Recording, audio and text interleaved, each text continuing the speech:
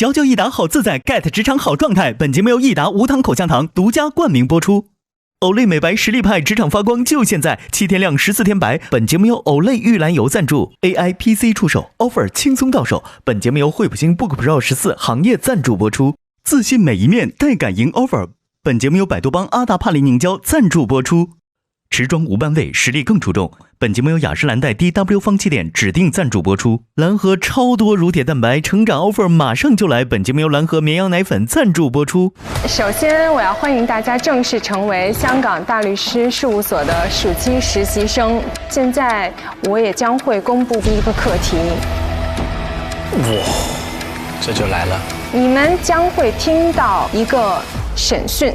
需要你们做一个庭审的笔记。This whole incident happened completely due to your negligence. Pure speculation. Well, Your Honor, objection. Objection, Your Honor. Objection. There's no ground for that. 好，那我们简单修整一下，你们将刚才的庭审的笔记整理一下，15分钟提交上来。美景到此结束。时间越紧，其实出活儿越精彩。不是，我就在想他们怎么那么悠闲啊？他没听见吗？完了！你预测谁会第一个交啊 Winnie， 有普通法的背景是一个非常大的优势。我肯定是选他的。他还是很稳的，洛星。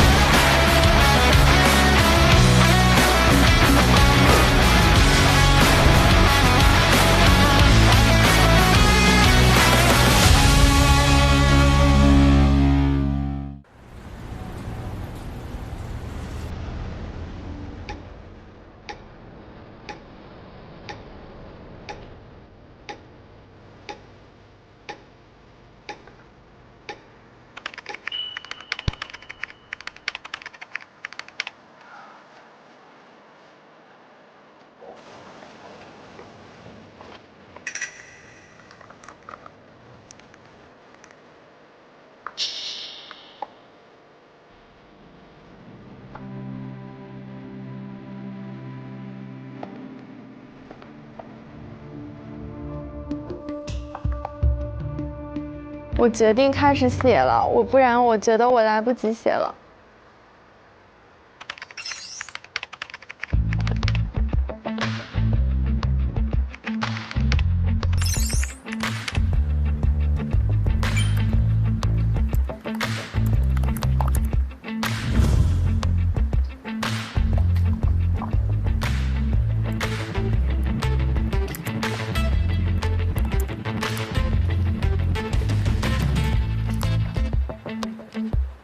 我们这个案子主要的争议点，就像关大律师所讲的，其实原告人和被告人的案情是没有说正面的交锋，就是各有各的说法。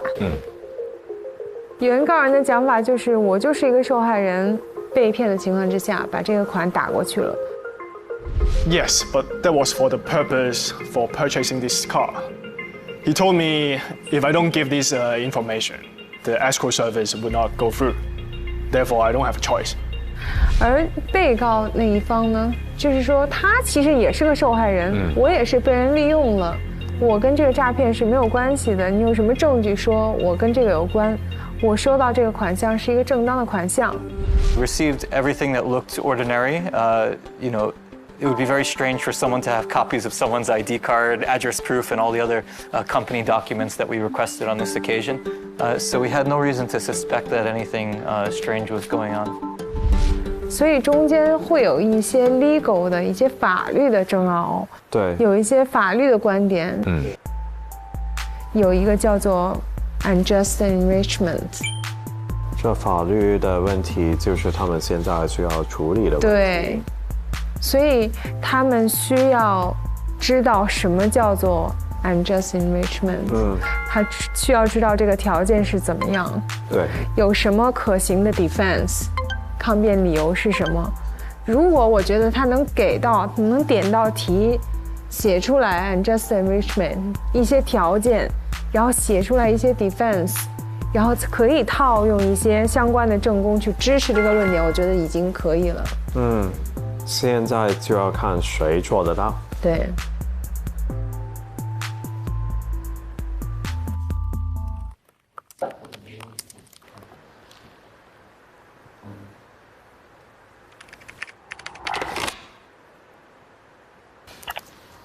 可以试试不当得利。对呀，我就跟你说 equity 里的 unjust enrichment， 很多人这么打，但是你这么打这个案子真的太复杂了。我的意思是在案例检索的时候可以试试这个思路，就是我剪了，剪完之后发现整个思路又被打开了，就是有一种想先把手头的事做完，但是思路在不断的被打开。陈可儿真的棒，蛮专业哈。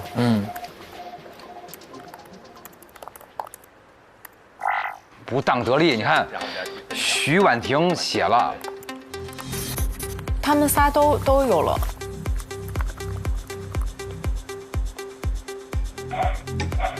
那我们仲瑜呢？仲瑜在查找案例，哎，他查的还是，他找的全都是中文资料。我感觉要绝望了，一个都没找到。哎呦。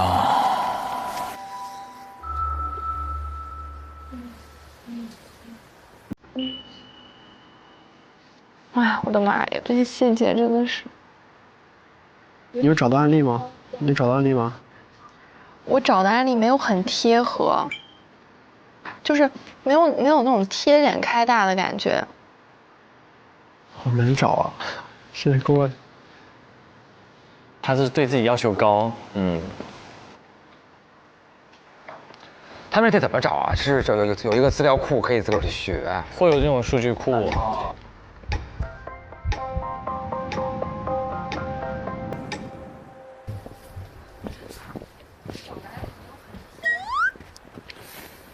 看他们有饭吃，我们。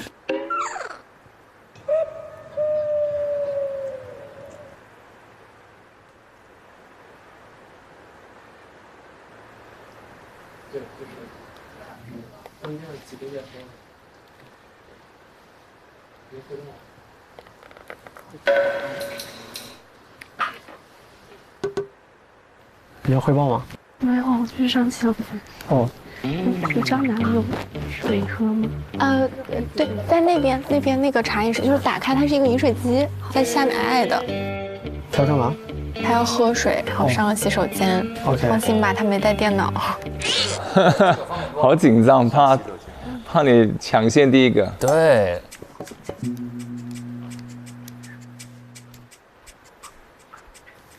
我也想喝水，但我不敢去。因为那边是呗，说不定还能套点有效信息。No， 这种作业一般在学校里至少得48小时的门吧？那要不然怎么当 barista 是吧？没有这个能力，怎么赚这个钱？说得好。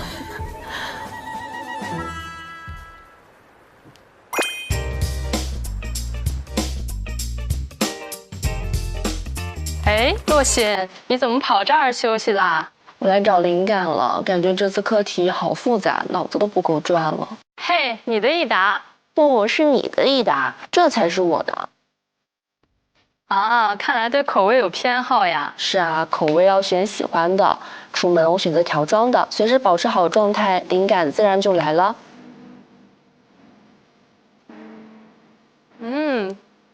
确实，佼佼一答，所有难题都会变得易答。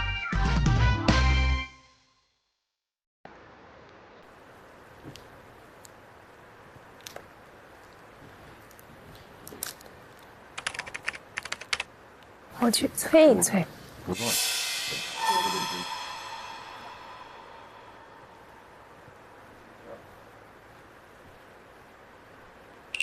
同学们加快速度哦，我们还是要注重效率的。好。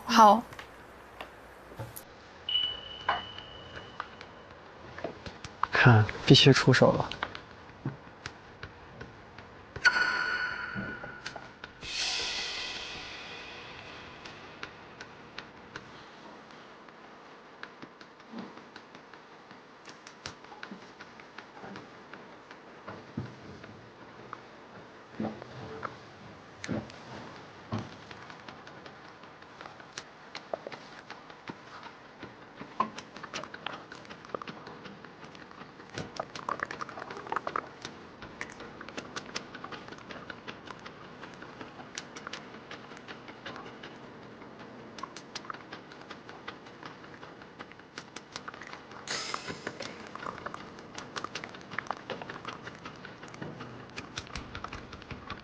继续努力啊，各位，加油加油！好。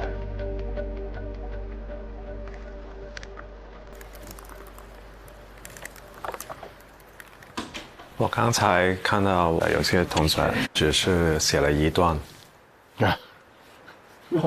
现在的时间是11点，其他同学好像是向着一个正确的方向的，但是不知道还需要多少时间。他就说还行，就时间慢了一点的嘛。他们不教，导师也不能走。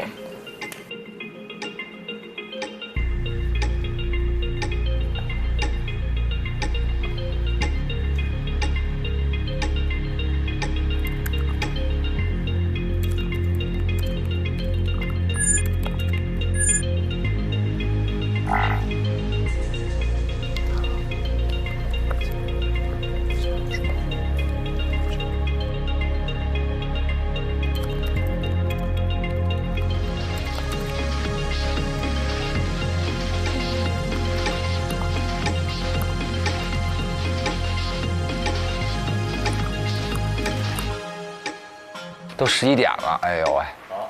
有人，我感觉，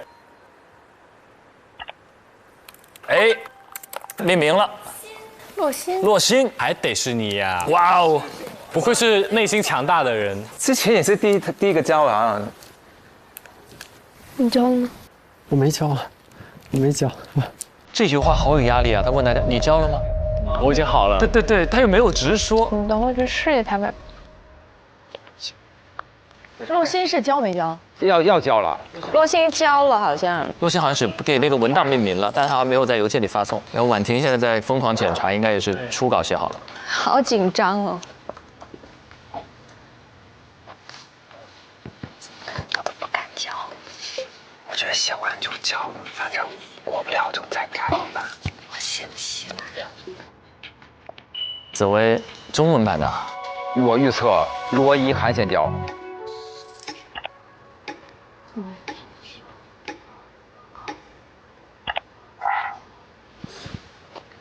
就这样的。写了多少？1800，你写多少？我写了英文1400，差不多啊。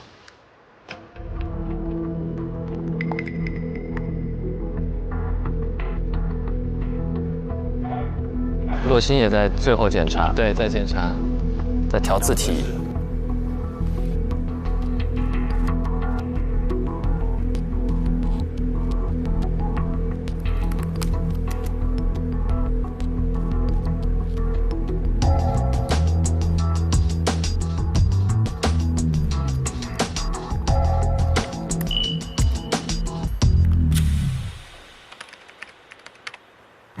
第一个只要一发，第二个就会非常快，因为马上所有人压力都对会说，就等着第一个。婉婷加油！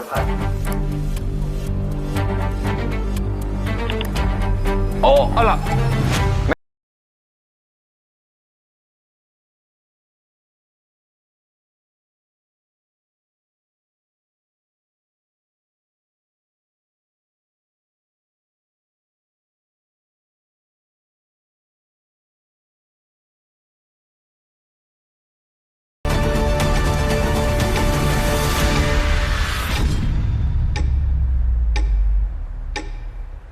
谁会第一个交报告的？我们要猜这个啊？不是，我们要猜的是哪两位会过这一轮，不是猜谁先交。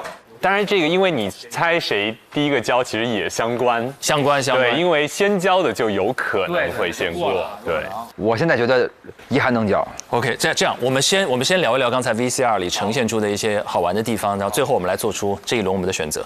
因为一开始的话是个个人战，但是超乎所有3个代教律师的想象，8人坐到了一张大桌子上聊起来了。大家怎么看待这种在竞争当中，竞争对手突然向你伸出援手的这种情况？你会伸出援手吗？你会帮你的对手？我会伸出一个不，因为他伸出了援手。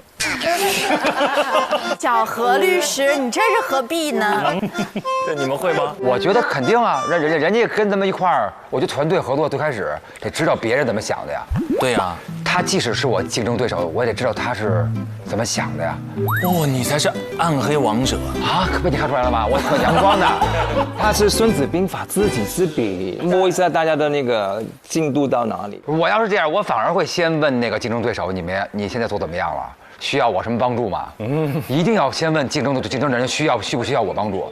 志远问那个文宠，志远问那个可儿吗？他第一个问的时候，不知道他是有问题还是说没有问题，他好像是一个主动的，就是提出了帮助。对，这一点上志远显得非常有格局。我现在都记得他那句话，他说：“我知道这是个个人战，但我愿意跟你们聊一聊我听到的。”对，你们不会吗？我是这样的，我自己有一个判断我要不要帮竞争对手的衡量的一个标准。哦，就如果他的这个问题会影响到我们竞争最基本的一种公平的时候，我会帮他。因为这是我们竞争这个项目最基本的一个元素，就是我们必须得大体的知道这个案件到底在发生什么，才有了竞争。就是因为我觉得如果在他不公平的竞争的条件下，如果我赢了，我觉得这个行为不光彩，我理不直气不壮。哇，你对自己要求这么高！我希望就是大家是公平的，基本条件是公平的，所以你也不占便宜，你也不占便宜，也不要吃亏的，我不要吃亏。你看这个理念就跟我完全相反。我觉得很多时候大家拼的是一种能力跟幸运，就是谁的能力跟他的幸运同时在这个点上的时候，谁就可以先赢。可能我的那个理解就是在于，我无论这个比竞争是输是赢，但我每一个都要它是相对公平了，掷地有声、有理有据的，输我服。他要的是过得去自个儿心里这关，心里这有良心。OK， 这个很酷。两位呢？应该还是会愿意分享，但是我们习惯可能就是我们的工作环境都是共同去成就一个项目嘛。你好，肯定我好，大家好，这个案子都好，所以你习惯上谁有问题你都会帮忙。明白。那有没有可能有一个角色，两个人都在竞争，然后对手有时候问你说那场戏试戏的时候那种表演的细节，你会跟他分享你的？我还真没有那个，他没有您的才华就跟他说没有用。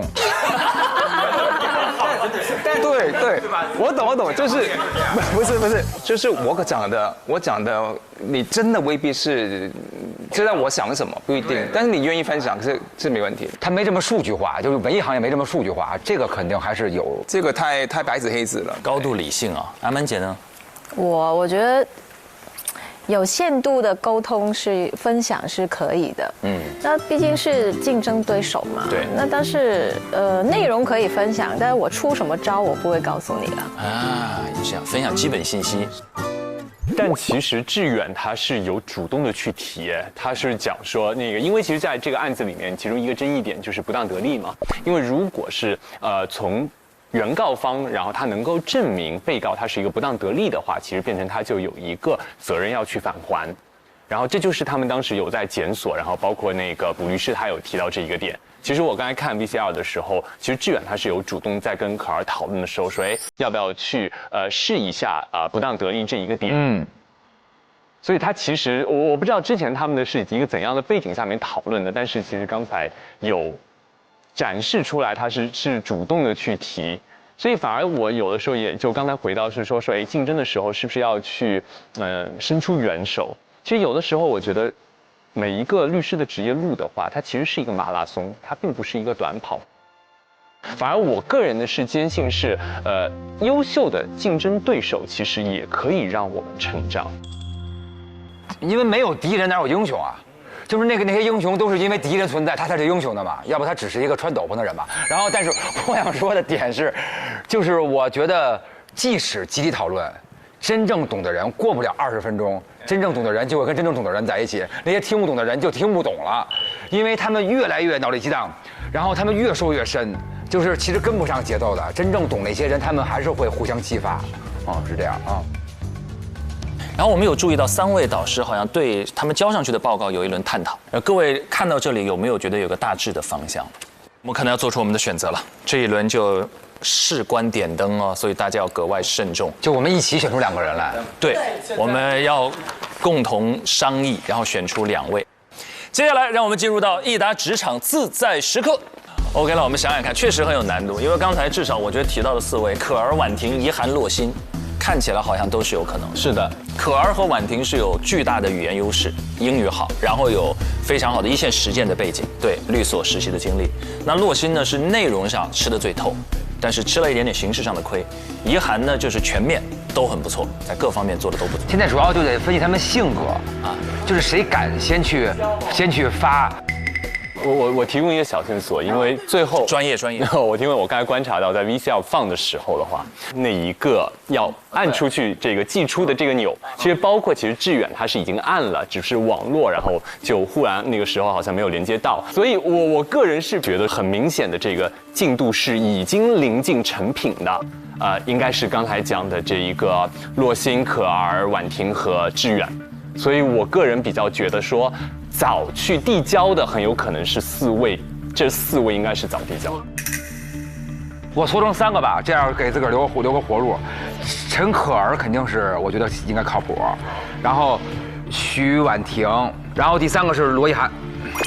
哦，于涵啊，我觉得于涵一直有那种闷声干大事的感觉，就是他不太参与那么多，最后该摁就摁了。我的投票是婉婷和洛欣。婉婷就是各方面的吧，语言，然后她这个香港普通法这个优势，然后刚刚导师评论的时候就有说她思路非常清晰，所以我觉得婉婷是我觉得肯定有的。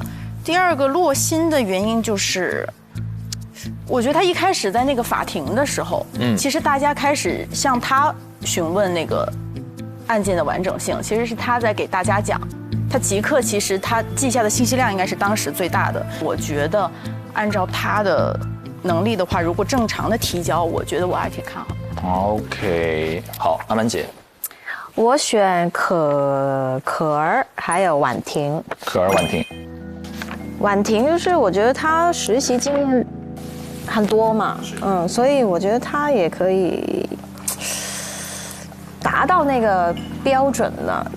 那个可儿就是他就是学普通法的背景的，是普通法背景，所以他也非常了解的。我觉得他对案件是非常清晰的哈。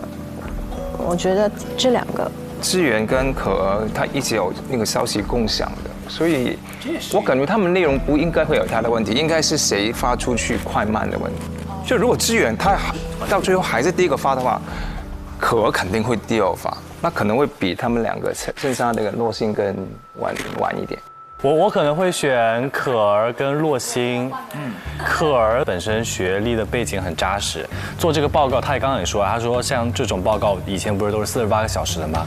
但至少证明他以前经常做这样的事情，所以这个东西对他来讲应该不是什么大的问题。然后洛欣的话，我选他的原因是因为我觉得最后呈现的形式是案例分析报告嘛，他其实第一次庭审的时候就已经体现出他能够有这种做案例分析报告的能力了。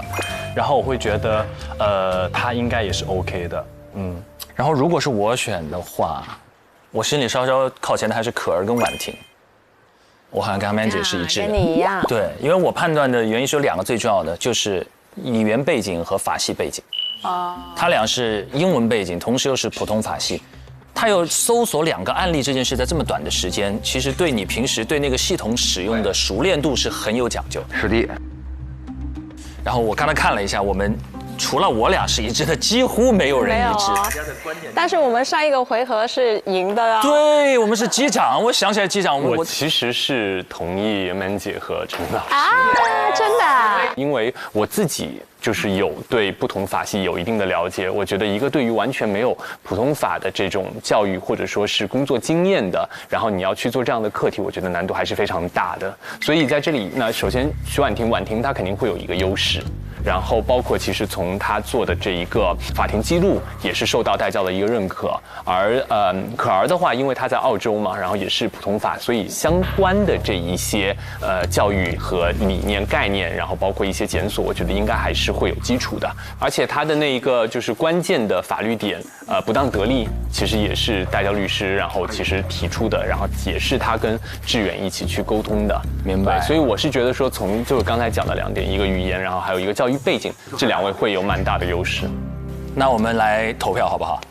我们刚才因为每个人都听完了所有人的选择以及理由嘛，我们可以做出自己的判断，可以改变刚才的这个选择或者坚持都 OK。这次我们做一个集体决定。觉得志远在2人名单当中，请举手。没有。怡涵在2人名单当中，请举手。好，洛欣觉得洛欣在这个名单中，请举手。OK， 洛欣2票，3票，3，哦这边还，sorry， 3票 ，OK 没问题。紫薇觉得紫薇在过程当中，请举手，0票。文翰0票，仲瑜1票。我希望他有啊，但是应该是不行啊。你是投了吗？没有投，就是我希望他，我精神上支持他啊。OK， 可儿觉得可儿在名单当中，那必须的。举手，1、2、3、4、5，可儿5票。觉得婉婷在名单当中，请举手。4也是5个。1、2、3、4、5，6票。婉婷6票。OK， 那我们根据大家的投票，现在可儿5票，婉婷6票胜出。接下来需要我们来盖章，我们有请我们2位新晋嘉宾当中一位，2位谁？盖章是谁？对，我们这边会有一个 offer 的章，来可以盖在右上角的空白处。没错，盖进堂上啊。好在没让你来盖，对吧？婉婷呢？对的。好嘞，谢谢海良哥，感谢。来，请落座。咱们鼓什么掌啊？是不是跟对了一样啊？对，庆祝了，可以提前庆祝。这个做出了我们的选择，我们的选择很关键呢，就我们要多选对一点，最后能争取那个第3个 offer。当然，盖章完之后就更要替他们紧张了，因为马上就要揭晓。对，接下来这一段 VCR 当中，我们就要来看看是不是陈可儿和徐婉婷通过了考核呢？一起来看。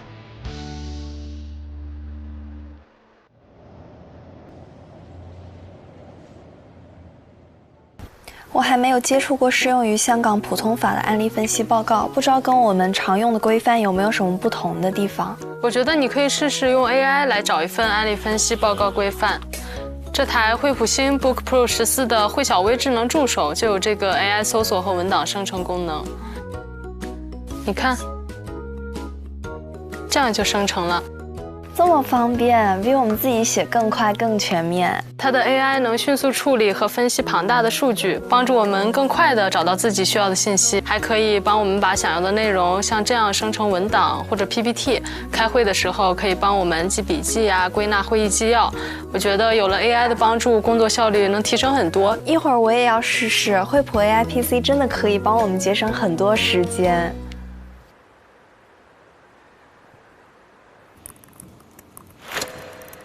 我们让律师他们先准备。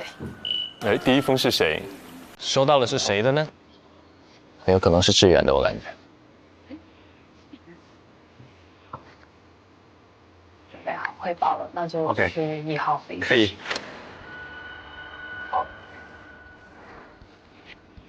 他交了。他交了，是个男生哎，他真的是志远第一个交，很有可能。但不一定第一个过，对吧？那是谁呢？看看谁站起来。希望是仲瑜。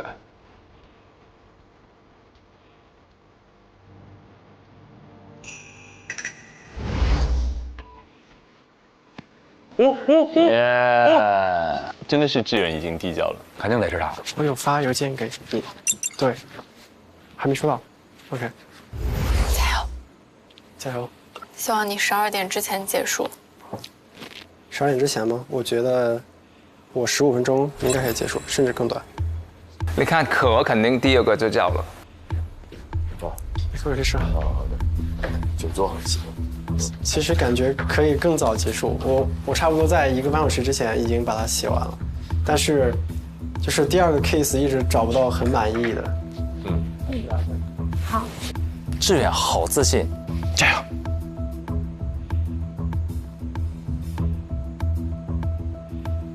各位律师你们好，我叫向志远，是 Eric。下面由我来从原告律师的角度给大家带来今天的庭审分析报告。作为原告的辩护律师，我认为本案的核心争议点在于，被告对款项来源一方的身份审查、资金审查是否尽到了注意义务 （duty of care）。基于此核心争议点，我做如下分析：第一，李先生所使用的虚拟货币交易账户为个人账户，但是在平台最终接受打款的时的账户却为公司账户。他给出理由是，自己的老婆是该公司打款的公司秘书。但是我们应当注意的是，公司秘书他并非公司的 director 或者 shareholders， 他在未经授权的情况下，他凭什么可以代表公司做出打款的行为？这显然是不合理的。更何况在被告所管理的平台当中，他有明确提到说，对于个人账户和公司账户合规要求是不同的，他要求提供不同的文件。在这样一个存在明显合规差异的情况下，仍然接受用个人名义来实行公司账户打款，是存在明显的违规。第二点，被告的比特币公司，他最终接受的打款金额为249998.52港币，而且在打款结束后，交易者账户只剩下2块钱港币。购买比特币更多是像一种投资性质的交易，而这种近似于清空账户的行为，我们认为它更像是一种资金的转移，而非投资。这种异常打款方式和奇怪数额应该引起被告警惕，尤其是比特币这种经常被用作洗钱犯罪的犯罪工具。在原告律师随后追问中，我们也发现，被告没有和交易者打过任何一个语音通话，也没有试图去给李先生提供的地址寄出一份文件，以确保这个地址是他本人在用的。我们认为，被告的行为是一种公认的不合理的行为。被告在核查交易者身份这件事情上非常的散漫大意，甚至说是消极，他没有尽到一个注意义务，不符合通常或公认的做法。被告应当返还给原告这笔款项，并且承担诉讼费用。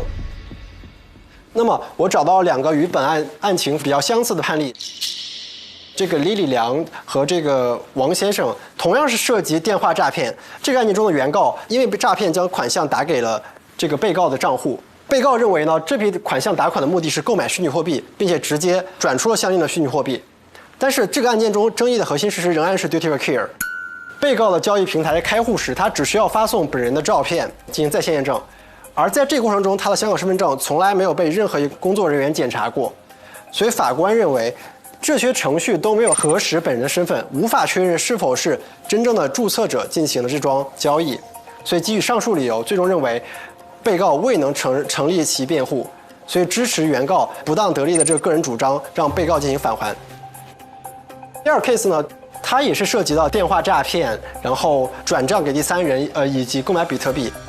同样是原告由于受到了电信诈骗，将这笔被诈骗的款项打到了被告的账户上，但是同样的实施诈骗的行为人是第三人，并不是本案中的原告和被告。而原告根据受托人条例，第29章第52条第1款的规定，除其他外，声明被告有责任以推定受托人的身份向原告负责，并申请授予令，法院同意了这一申请。所以说，在这案件中都有一个前置的诈骗行为，且同样都是原告将款项打给了被告。同样的诈骗行为的实行者都不是钱款的接收者，而是第三人。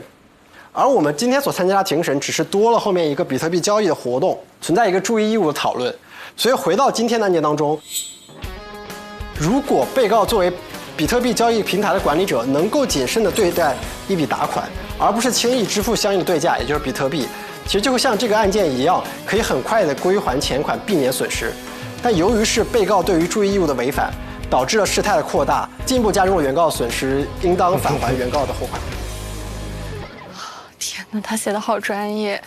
我看到他的投屏了。去看一眼。你刚刚去汇报了吗？我看到他在汇报。哦，好。他在投屏。哦，好，我也差不多了。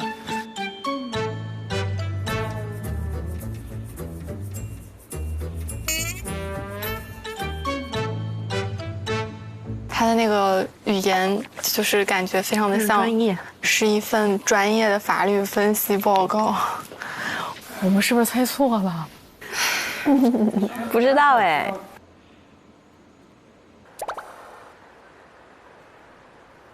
好的，谢谢你的presentation。你现在可以暂时离开一下，我们3位会就据这个议题讨论一下。好的，好的。之后会通知你。好，谢谢。好。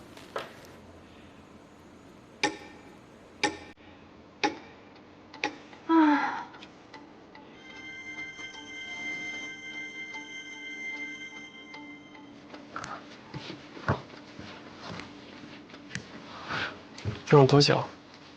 感觉咋样？感觉还行吧，普普通通吧。我看着你的那个，过了是吗？没，他说在等结果。啊？上洗手间吗？不是即说即告诉的。不是，我上洗手间。所以他从项目到现在没上过刑警。对，怪不得他也不敢喝水，这是真正的职业律师的素养。超长待机人。你叫我吗？我没有。你没有叫我没有。我不想叫。啊，还没有交啊，婉婷还没叫。What？ 嘿，交呀！我们章都改了，你不交？婉婷。其实我想的好简单，我只是一些理论，我也找不到一个很好的案子来 support。对啊。我先自来。OK。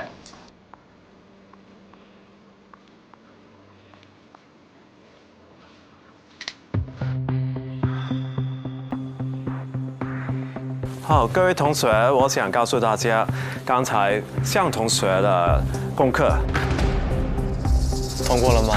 通过了，通过了，通过了。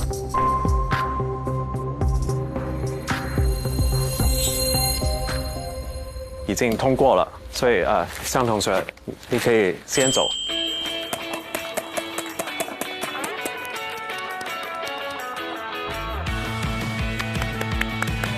志远很棒。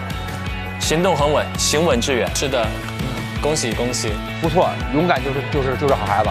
谢谢律师。现下班了。哦，谢谢律师。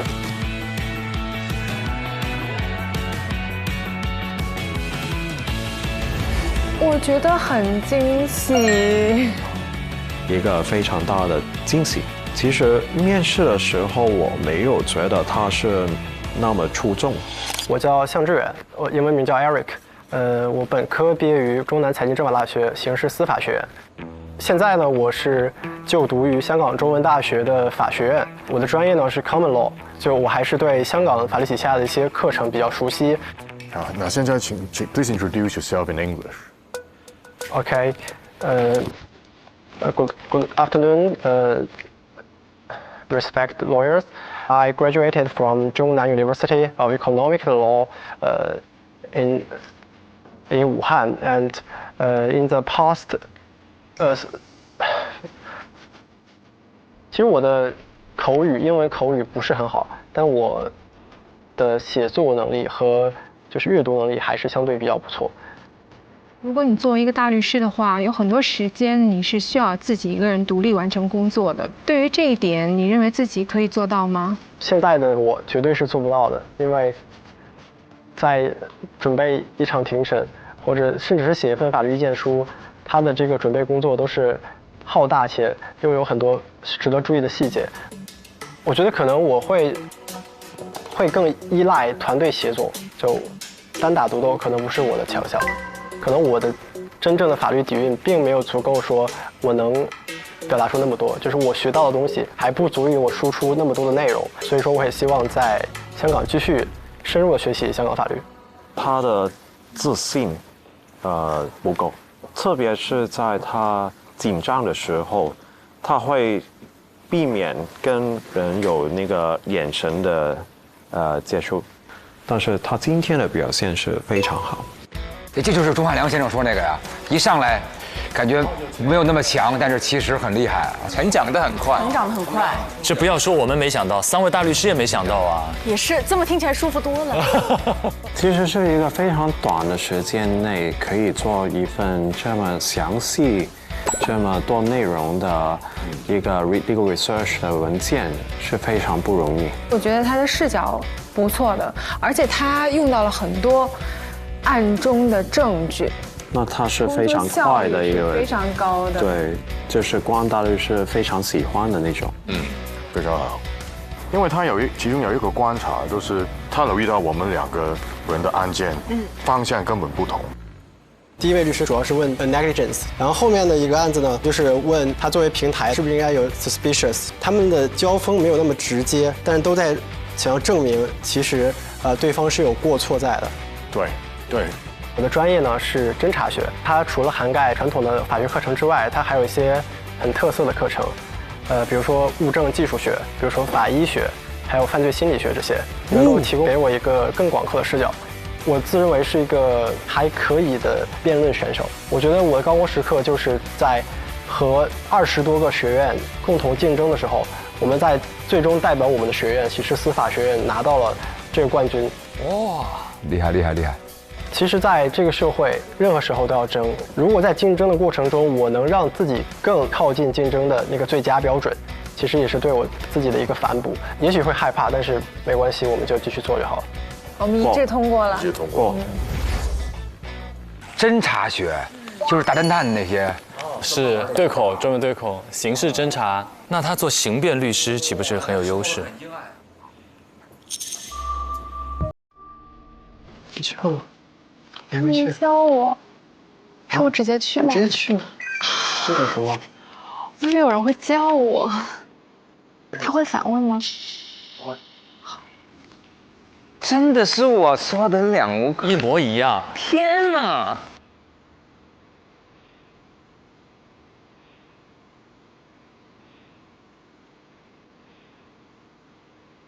你们怎么样了？我也不想翻译。我觉得我的论证不够严实，我的案例我觉得找得很浅显。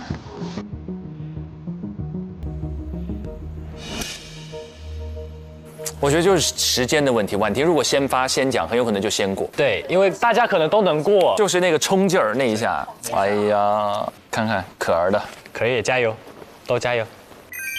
各位大律师好，这个是我比较初步的一个法律分析报告。我觉得这其实是一个邮件诈骗的这样的一个案件。我大概主要分析的是我的第一个 claim， 就是我认为它是有违反了自己的注意义务，并且导致了我们原告财产的损失。第二个，我认为它其实是属于一个不当得利，然后我们可能就是可以通过这个衡平法的方式去提出我们的第二个 claim。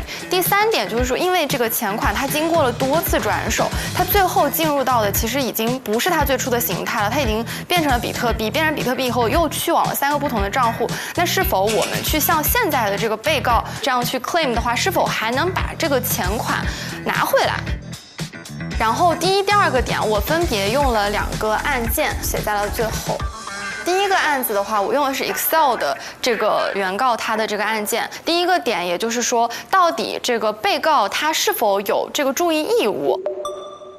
其实 SFC 有进行过在我所列出的这一条下面的要求，说它其实也是需要说去做一些尽调的义务，包括说他可能要去了解客户他到底有没有一些潜在的风险啊，去验证他提供的这些信息是否是准确的，来规避一些这个虚拟货币交易的这个风险。我觉得这一条还是跟我们的情况其实是比较适配的。第二点呢是说，他为什么违背了他的这个注意义务？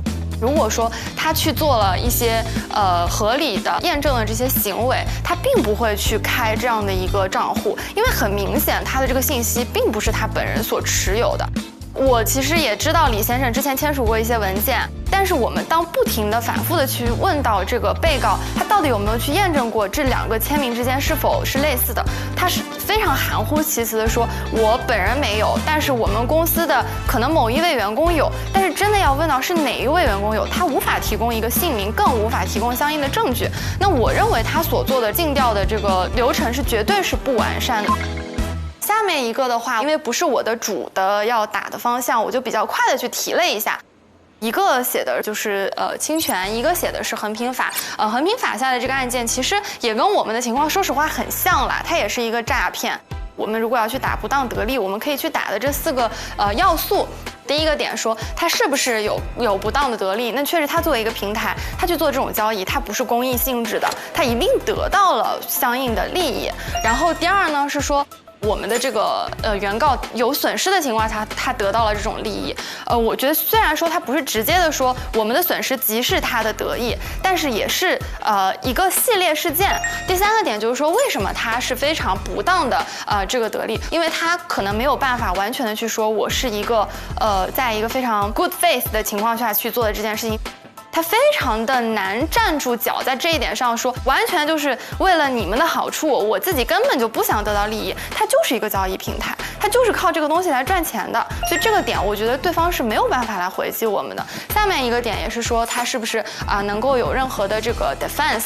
因为我们其实作为原告，首先我也代表原告嘛，我们作为原告，我觉得我们完全是善意的，我们就是想要买一辆车，结果我们居然一不小心的进入到了这样子的一个诈骗的场景中，并且我们最开始觉得把钱打到一个这样安全的托管账户，一切都不在我们的认知范围之内，我们更不可能从这样的一个交易中得到任何的利益，所以我觉得就是这是一个完全我们没有办法 raise 一个 defense 的这样的一个案情。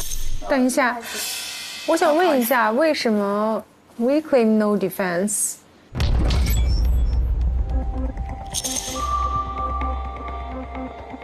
sorry， 我觉得确实不应该是 we claim， 就是我认为对方不能有一个 defense。原因是什么？为什么？因为 the plaintiff P 是 plaintiff。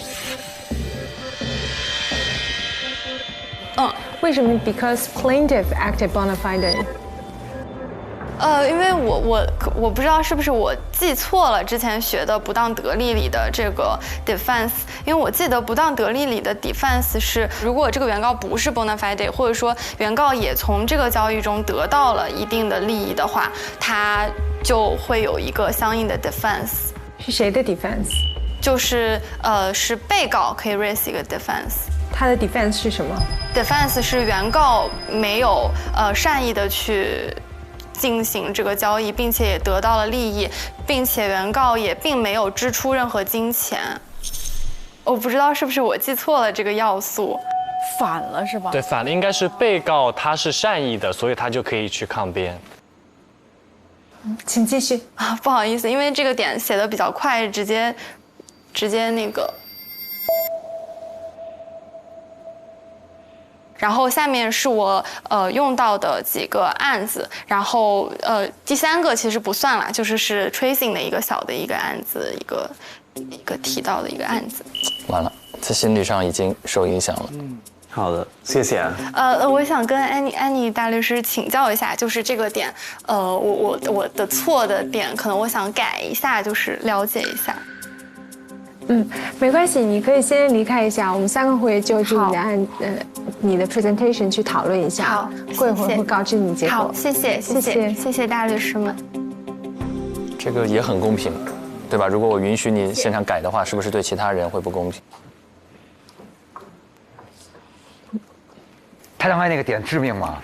好难呀！都记错了，应该还是致命的吧？对呀，反了都。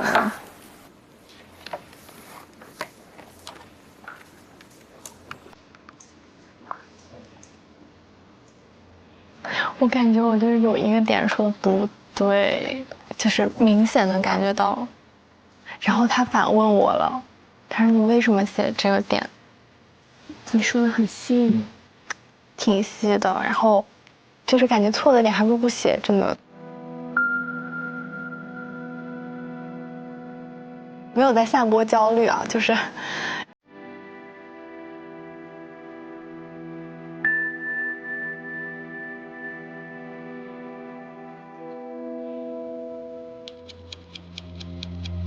他让我非常的矛盾。那个矛盾，我觉得是可以接受，因为其实整体来说，他的表现我觉得是非常好，跟他的那个功课没有关系，是他的 advocacy skills 非常好。我想说，他给我的矛盾就是一方面，他做的非常好，他提到了 unjust enrichment， 对，他把这个不当得利的4个要素都说了出来，然后案件的分析等等都做得非常好，而且很全面。但是，他这个 bona fide purchaser 说到了原告人这方面是说反了，对，所以这个其实是蛮大的一个。搞错了边，那问题就来了，因为有第3个同学，对，有可能已经有第4个同学，那怎么办？所以我觉得我们现在其实需要决定的是，他这个功课是否合格。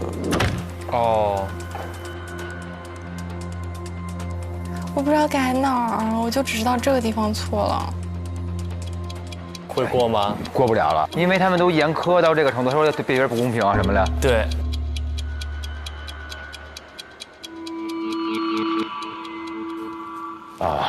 你没有通过，但是你可以改。我们要看看第3个同学是谁。好，你还有机会去改的。好吧。应该是你。他说不是我，他说我是第4个。已经有4位了，那是婉婷没有去吗？婉婷吗？婉婷站起来。洛心吧。山。洛西，如果可儿能够很快的把那个点改回来，快速递交其实还有机会，但前提是要洛西过不了才行。结果终于过了，结果终于过了。对啊，结果吧，我不知道嘛，也许。我觉得洛西应该就能过了。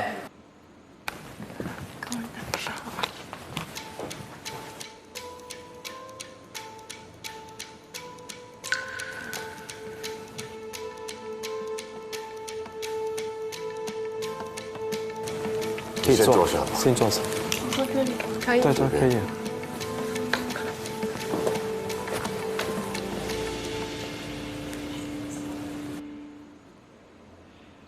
这个是我的庭审分析报告。主要的法律争议，我根据检索，我认为就是对于本案来说最有利的2个争议，应该是原告是否可以基于建设性信托向被告索偿。第2个是原告是否可以基于不当得利向被告要求赔偿。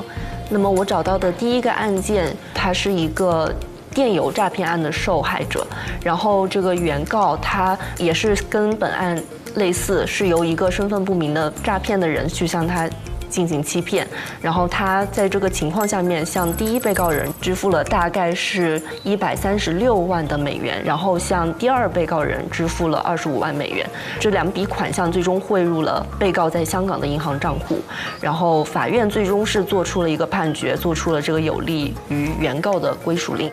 在这个案件里面，法院他对于这个法律进行分析，他提到了一个在欺骗案件中推定信托的一个分析。他认为在这种欺诈的案件中，推定信托是依法产生的，它源于就是受害人转账，并且由这个收款人收到，因此他认为收款人银行账户中的资金在公平情况下面是可以追回和可追踪的。法院他指出，就算是这个收款人不是欺诈行为的一方，如果说这个收款人他知晓此事，而且认为扣留这个款项是不合情理的，那么受害者是有权去追查补救措施的。法院在当时的那个案件里认为它是一个明显的欺诈的案件，所以这个被告他应该是知道他们无权去收取或者是扣留原告的款项，然后扣留该款项是不合情理的。那么对于本案当中的话，首先就是关于第1个，就是原告他是认为自己的这个转账是跟车辆购买交易有关的，他明显是属于一个欺骗的情况下面将这个钱款转给了被告。然后第2个是，虽然说本案的这个欺诈者把相关的身份信息通过网络发送给被告，但是这个身份信息从来没有得到任何的真实的验证，原告也声称没有跟被告进行过见面或者是任何的语音通话。在这次的交易之前，原告也没有跟卖方，也就是这个欺骗方有过任何的历史的业务往来。另外就是关于这里可能会有争议的第4点，就是关于这个被告没有已知或者已建立的业务。我认为在本案当中，就是虽然被告他有从事这个加密货币的这个业务，但是在庭审中他是表明他没有在主要从事这个加密货币业务。所以我认为根据这个裁定的话，我们可以在这个案件中去以这个建设信托的方式主张，就是原告这个转移的款项它只是存放在被告的账户中，而被告没有任何权利去扣留他的款项。太稳了，这女孩。哇，这个更清晰，很完整哈。对，你就能听懂。听懂，我听懂，对对，都快说服我了，真的。第2个案件是关于一个电子邮件的欺诈案件。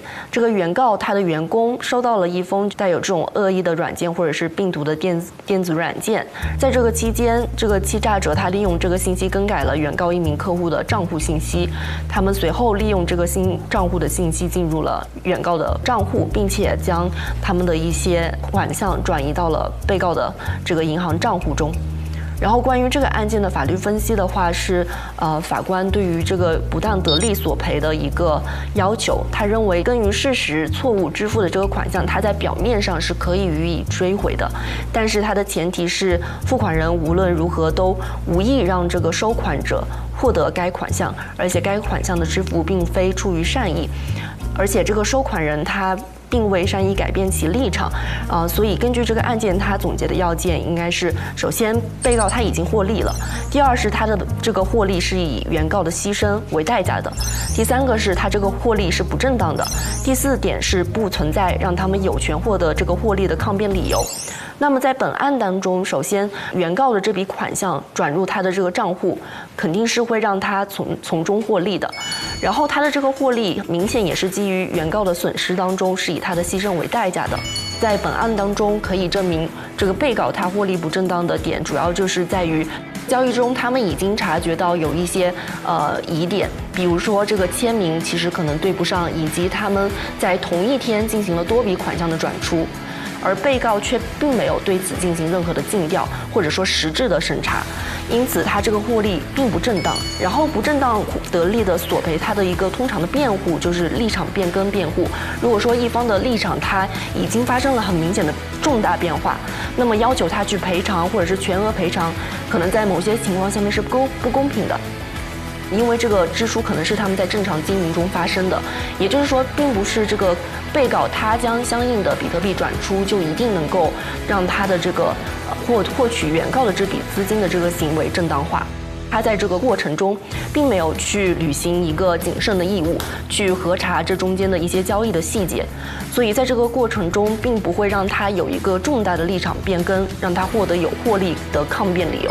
所以我认为根据这个案件，其实原告在本案中也是有权去主张这个不当得利的，根据这一点的话，被告也应该去偿还原告的这个案涉的款项。我都想鼓掌了。对，就是我一个完全没有学过普通法的人，我觉得听他分析我是能够懂的，像 AI 一样，我感觉环环相扣。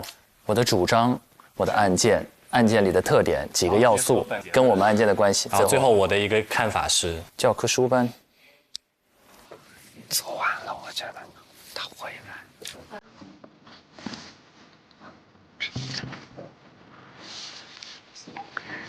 他过了就能下。感觉很快就说完了，主要是没有写的太细。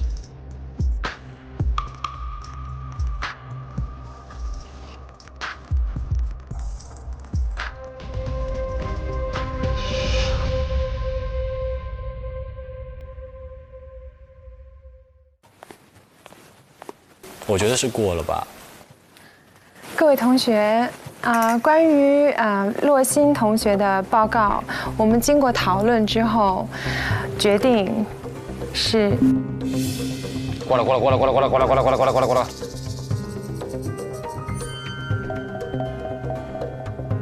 是通过的。哎，又开心又哀伤，这，我们全错，回家。我想讲他说的点，就是我所有想要的点。他说中了2个，一个是 constructive trust， 一个是 unjust enrichment， 并且他第2个点他还谈到了这个 change of position， 就是立场变更，这个就是对方最有力的一个辩护理由，所以他点点都很到位。洛同学没有任何 common law 的基础，对吗？对，但这些普通法的这些 concept 他用得很好。卜律师的脸上的笑意根本盖不住。对，我自己是没有可能做到他那么好了。各位大律师好，我叫洛欣，我本科毕业于清华大学法学院。我的家乡是一个湖南的县城，我通过竞赛考试考入了省会城市最好的初中和高中，在2018年的高考中以全省文科第11名的成绩考入了清华大学法学院。在校期间获得了清华大学优秀新生奖学金、ICC 国际刑事模拟法庭的英文比赛，获得了全国1等奖，清华大学暑期的模拟法庭的最佳辩手称号。太牛了！我从高中时期就对普通法非常感兴趣，在清华大学期间选修了我们学校所有的普通法课程，并且都获得了满绩的绩点。哇哦，哇塞，洛欣这个表现，清华法学院的招生广告啊，这是，好厉害啊，很佩服。你肯定是一个优秀的学生，但是其他现在在争取这个 offer 的学生全部都是优秀的，那你会害怕竞争吗？我不会把他们看作我的竞争者，我会把他们看作我的伙伴和我的一所学校。我可以从他们身上学到更多我自己没有的优点。如果说他们确实比我更优秀，那我觉得我应该感到高兴，因为我可以跟他们站在同一个平台，我可以从他们身上学习到我现在还不具备的一些能力和优点。他真的是一个非常有自信的人，这个自信会为他带来成功，非常 impressive。我们一致通过了，通过，所以其他同学也都可以一起下班了。恭喜恭喜，婉婷，他甚至都没有发，很可惜，可惜，可儿一个点，对，很棒。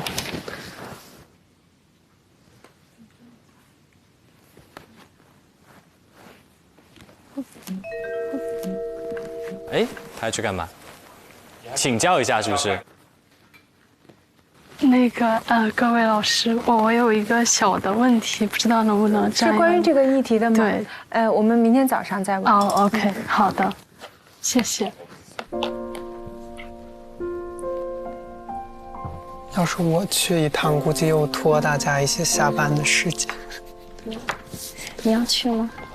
下一个就是我了，但没机会了。明天再问问。我就觉得感觉像把垃圾交给他们看一样。我也是，我现在发。缺点自信，然后一直犹豫不敢交。我是一个草稿，就是一般来说可能有一些问题，我还想就是说先试一次，之后再来改一下。太强了，你俩！你还要再教一遍吗？我还是想教一遍，我想知道我错哪儿了，很快。很好，我觉得挺好。教啊，可儿还不回家呀？这不是又开始卷上了？快点走。走吧，你俩快回去吧。你们还要接着改吗？就是感觉还是得教吧，这也是个态度问题。那我也改一改。你也改改。啊，你卷起来了。是远走不了了。你这样别卷我也行。别改。还不走啊？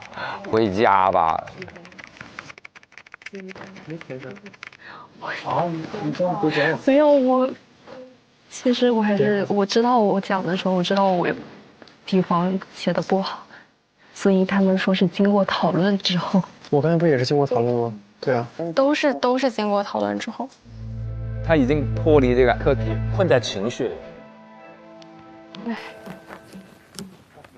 他什么？他不展示了吗？没有，就是他说可能明天早上要是有问题的话可以再问。哦，可以，那咱就下班吧。那明天早上再研究呗。那这会儿可以讨论了吧？可以了吧？我们一边走一边研究，如何？也挺晚了。可以啊。明天确实很晚。对，明天我们能不能申请一个统一的账号？不然我觉得大家都很麻烦。什么统一账号？撤吧。明天早上再搞呗。明天早上能不能分享在群里给我们学习一下？我的拿出来只能丢人。我也是，我得改一下。不要让这就放着呗。我觉得咱俩的座位挺好的，就像以前读书的时候跟学霸环绕的感觉。可以下班了，早一点休息吧。谢谢。好，谢谢大家。继续努力，继续努力，继续努力，加油加油。他可能还在适应这个环境，适应这个进程。是的，文翰，他跟大家交流有点少。你们饿吗？很饿，但是不想吃了。我觉得吃点吧，因为这样。我看各位直接就没有吃饭了。我说我现在觉得我写的很差，所以我就先没交。我。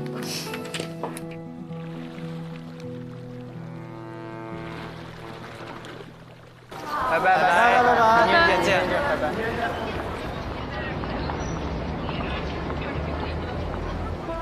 今天的难度，你觉得满分10分打几分？我觉得打7分吧。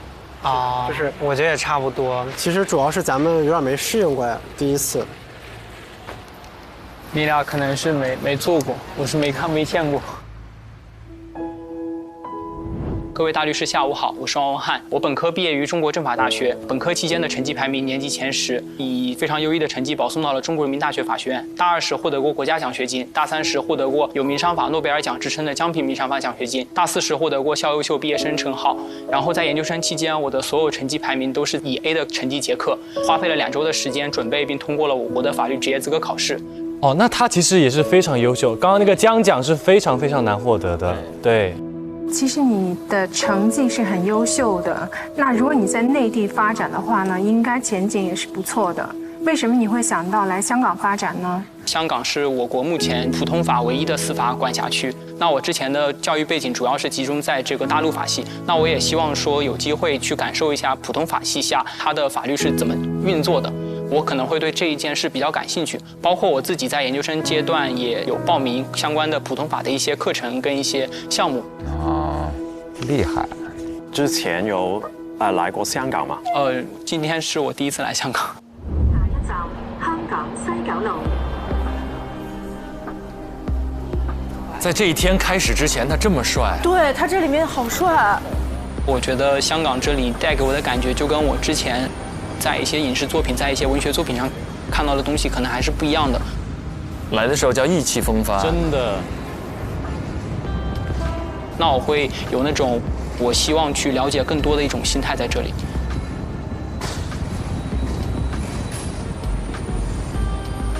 好像对香港的刑法暂时了解还是很在基础的阶段。对。那你会做什么来补足你这方面的不足呢？我本身的学习能力是非常强的，在香港这一个普通法我没有那么熟悉的地方，我觉得我的学习能力是能够帮助我去做这样一个工作。希望自己不断的去探索，不断的去冒险，不断的去尝试新的可能性。不着急啊，文翰，不着急。大家都能理解，因为香港佬还是挺跟内地不一样的。确实。他的英语的水平对我来说已经是不合格了。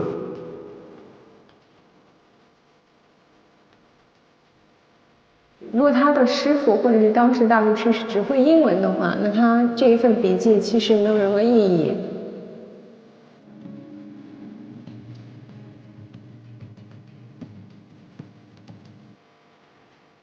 他对香港的法律制度真的没有任何的了解。他对面坐着可儿跟洛心，你说这旁边还志远，这个位置就显得他形单影只，逼到角落了。我刚才看到王文翰，他只是写了一段。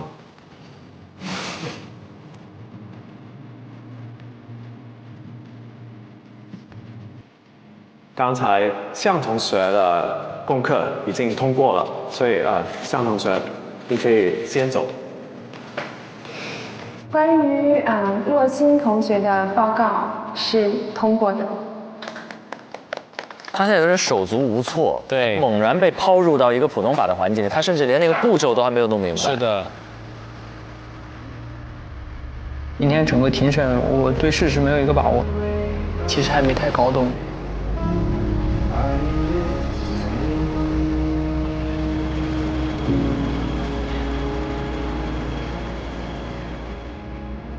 我已经被这个课题蒙到了，我也不知道怎么办。下作了吧？哦，还下大雨。感觉我真的是什么都不太知道。紫薇，哎呦我天哪！你对于在香港工作有什么期待？对于在香港工作的期待，我觉得是来自于因为这种未知带给我的挑战，以及我在这个挑战过程当中可能会收获到的成长。我自己的人生信条就是但行好事，莫问前程。我觉得更多时候，你把你觉得正确的事给做了，我觉得结果怎么样就其实不是很重要了。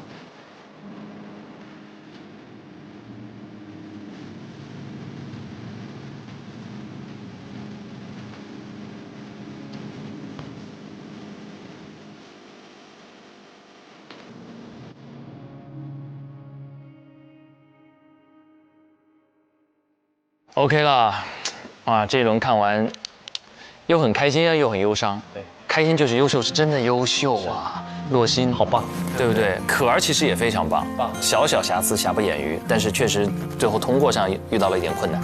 还有志远也很棒，志远太棒了，这不是有勇气又有能力，非常了不起，也很愿意跟竞争对手，然后跟实习的小伙伴一起去分享，格局很大。哎呦，但是。哎，我看到文翰他们这个最后的时候，内心也是特别揪。哎，可是我会看见文翰这样特别开心。你这咋？因为不是说我幸灾乐祸啊，但是我觉得我看见一个人能在痛苦中受益这件事情是非常棒的一件事儿。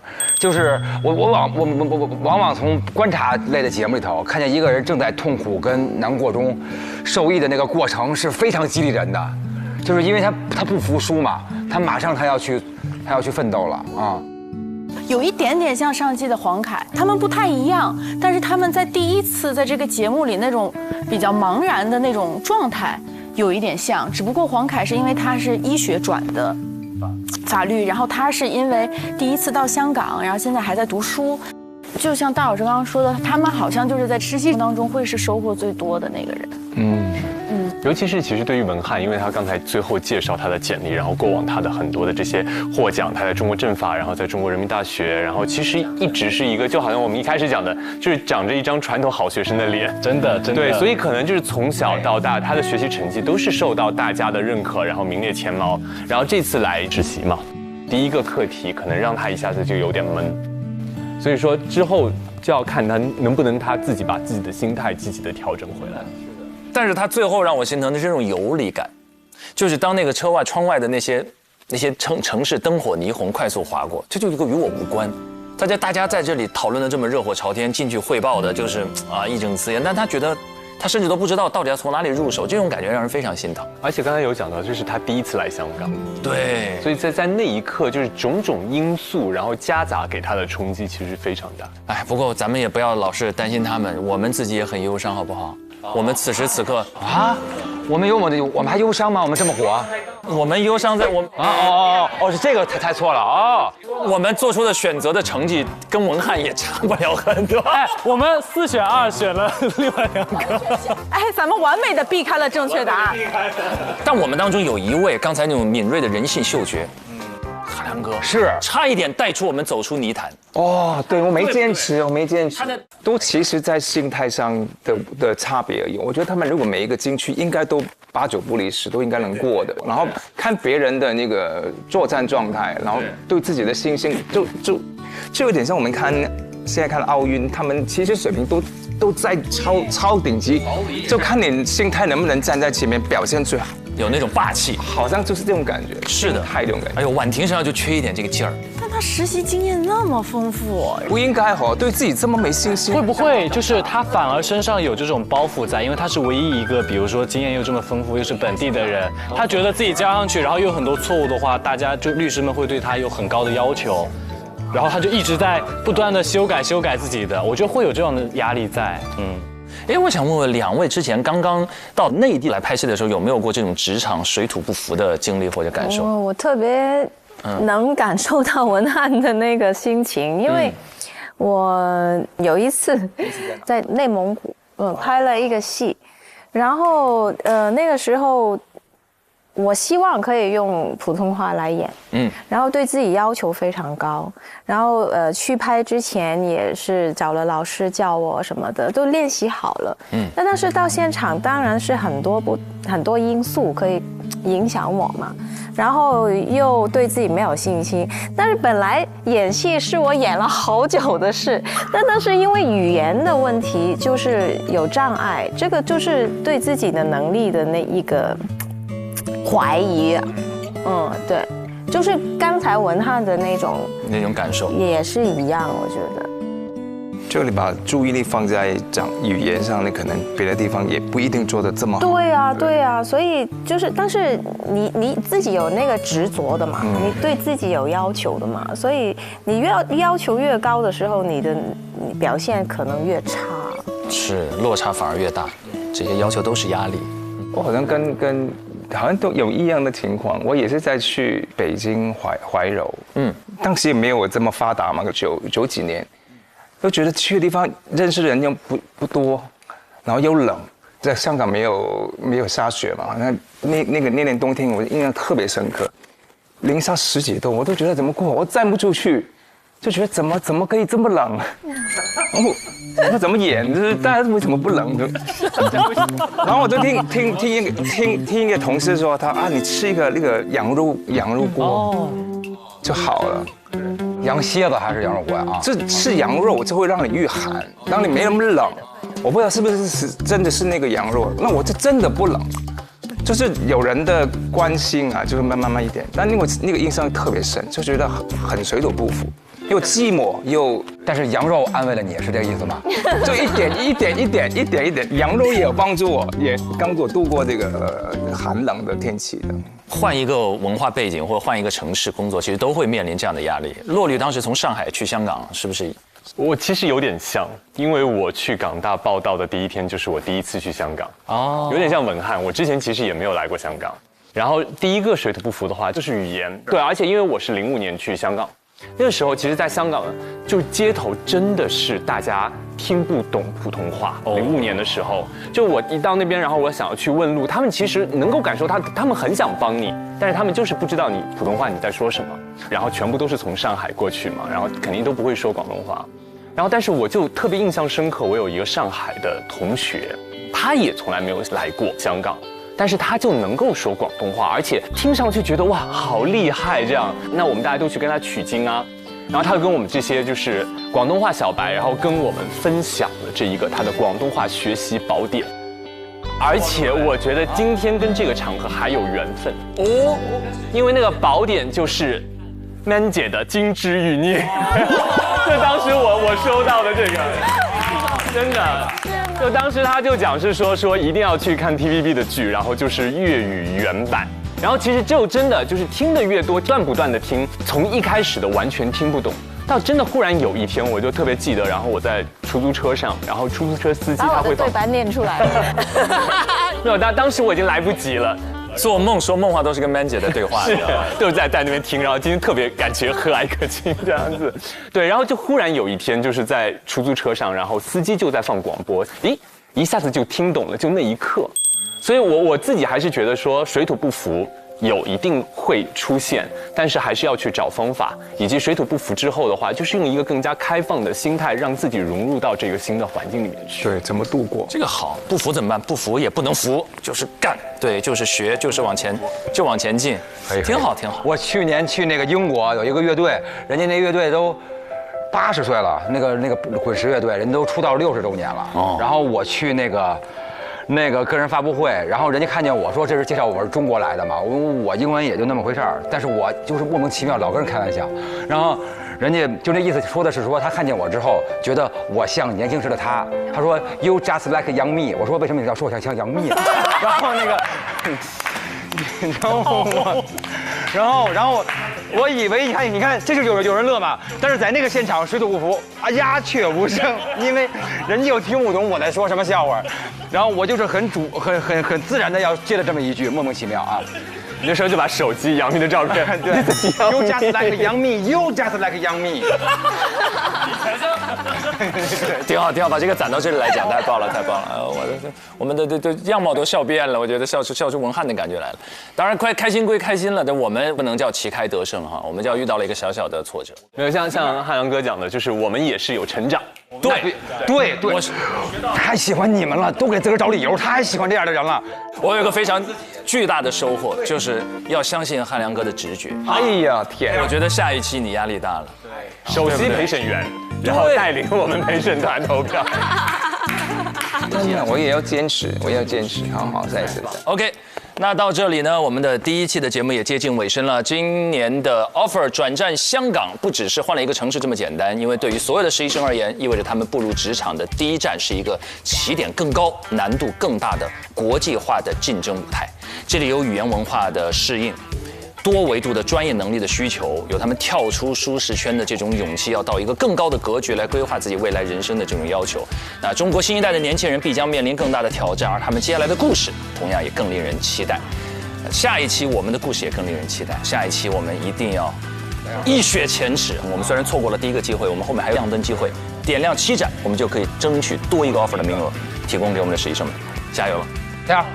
佼佼益达好自在 ，get 职场好状态。本节目由益达无糖口香糖独家冠名播出。好 ，OK， 今天节目就到这里了，我们下期见，拜拜，拜拜。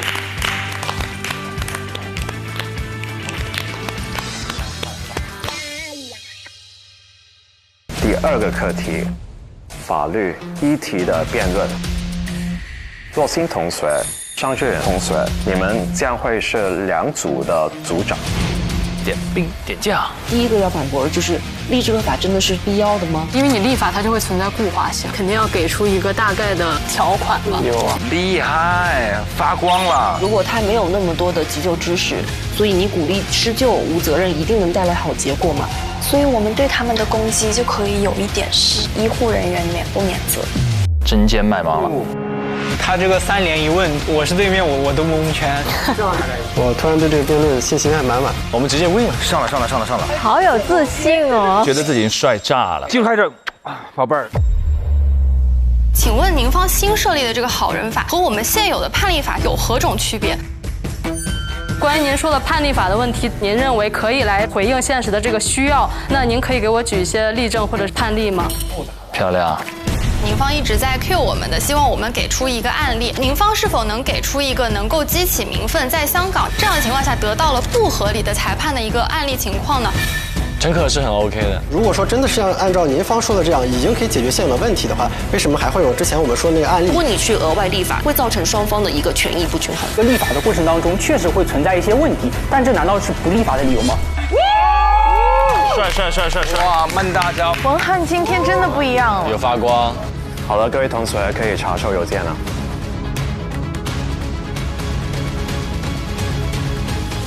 哦，来了。怎么每个人的表情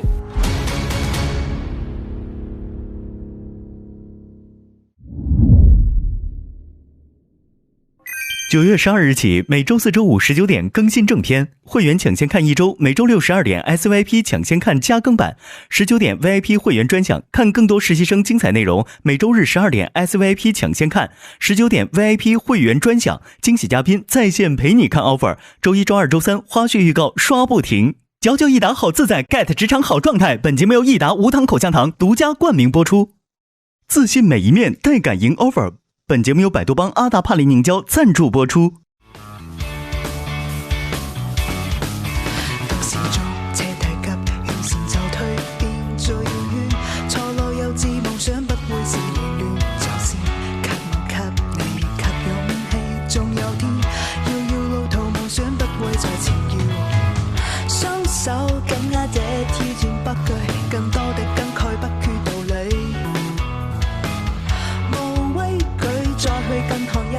再一次挑戰我嗎？競技會在哪方？